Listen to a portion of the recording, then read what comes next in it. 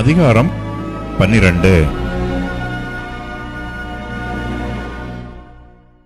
யெகூவின் 7ஆம் வருஷத்தில் யோவாஸ் ராஜாவாகி எருசலேமிலே 40 வருஷம் ராஜ்யபாரம் பண்ணினான்.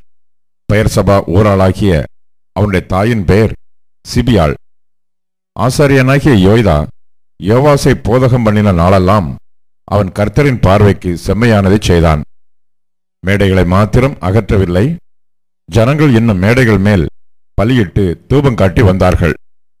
யோவாஸ் ஆசாரியரை நோக்கி, பிரதிஷ்டையாக்கப்பட்ட பொருள்களாகிய கர்த்தருடைய ஆலயத்துக்கு கொண்டு வரப்படுகிற எல்லா பணங்களையும், இலக்கத்திற்குட்படுகிறவர்களின் பணத்தையும், மீட்புக்காக மதிக்கப்படுகிற ஆட்களின் பணத்தையும் கர்த்தருடைய ஆலயத்துக்கு கொண்டு வரும்படி அவரவர் தம் தம் மனதிலே நியமித்திருக்கும் எல்லா பணத்தையும் ஆசாரியர்கள் அவரவர் தங்களுக்கு அறிமுகமானவர்கள் கையில் வாங்கி கொண்டு ஆலயத்தில் எங்கெங்கே பழுது காண்கிறதோ அங்கேயெல்லாம் ஆலயத்தை பழுது பார்க்க வேண்டும் என்றான். ஆனாலும் ராஜாவாகிய யோவாசின் 23ஆம் வருஷம் மட்டும் ஆசாரியர்கள் ஆலயத்தை பழுது பாராதே போனபடியினால் ராஜாவாகிய யோவாஸ் ஆசாரியனாகிய யோய்தாவையும் மற்ற ஆசாரியர்களையும் அழைப்பித்து, நீங்கள் ஆலயத்தை பழுது பாராதே போனதென்ன? இனி நீங்கள் உங்களுக்கு அறிமுகமானவர்கள் கையிலே பணத்தை வாங்காமல் அதை ஆலயத்தை பழுது பார்க்கிறதற்காக விட்டுவிடுங்கள் என்றான். அப்பொழுது ஆசாரியர்கள் ஜனத்தின் கையிலே பணத்தை வாங்கிக் கொள்ளாமலும் ஆலயத்தை பழுது பாராமலும் இருக்கிறதற்கு சம்மதித்தார்கள்.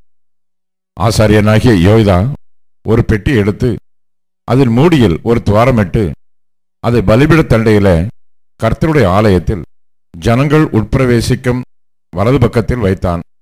வாசற்படியை காக்கிற ஆசாரியர்கள் கர்த்தருடைய ஆலயத்திற்கு கொண்டு வரப்பட்ட பணத்தையெல்லாம் அதிலே போட்டார்கள்.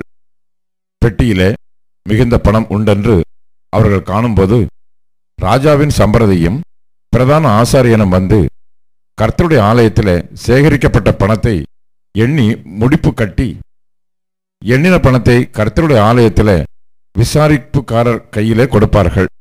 அதை அவர்கள் கர்த்தருடைய ஆலயத்தை பழுது பார்க்கிற தச்சருக்கும், சிற்பாசாரிகளுக்கும், கொற்றருக்கும், கல் தச்சருக்கும், கர்த்தருடைய ஆலயத்தை பழுது பார்க்க தேவையான மரங்களையும் வெட்டின கற்களையும் கொள்ளுகிறதற்கும் ஆலயத்தை பழுது பார்க்கிறதற்கு செல்லும் எல்லா செலவுக்கும் கொடுப்பார்கள். கர்த்தருடைய ஆலயத்துக்கு கொண்டு வரப்பட்ட பணத்தினாலே வெள்ளிக்கிணங்களும், கீத வாத்தியங்களும், கலங்களும், எக்காலங்களும், பொற்பாத்திரங்களும், வெள்ளி பாத்திரங்களும் பண்ணப்படாமல் கர்த்தருடைய ஆலயத்தை பழுது பார்க்கும்படிக்கு வேலை செய்கிறவர்களுக்கே அதை கொடுத்தார்கள். வேலை செய்கிறவர்களுக்கு கொடுக்கும்படி பணத்தை வரப்பற்றி கொண்ட மனுஷர் கையிலே கணக்கு கேளாதிருந்தார்கள். அவர்கள் உண்மையாய் அதை நடப்பித்தார்கள். குற்றப்பிராயச்சித்த பணமும் பாவ பிராயச்சித்த பணமும் கர்த்தருடைய ஆலயத்திற்காக கொண்டு வரப்படவில்லை, அது ஆசாரியரை சேர்ந்தது. அதற்கு பின்பு சீரியாவின் ராஜாவாகிய ஆசகேல் வந்து காத்தூரின் மேல் யுத்தம் பண்ணி அதை பிடித்தான். அதன் பின்பு எருசலேமுக்கு விரோதமாய்ப் போக ஆசகேல் தன் முகத்தை திருப்பினான்.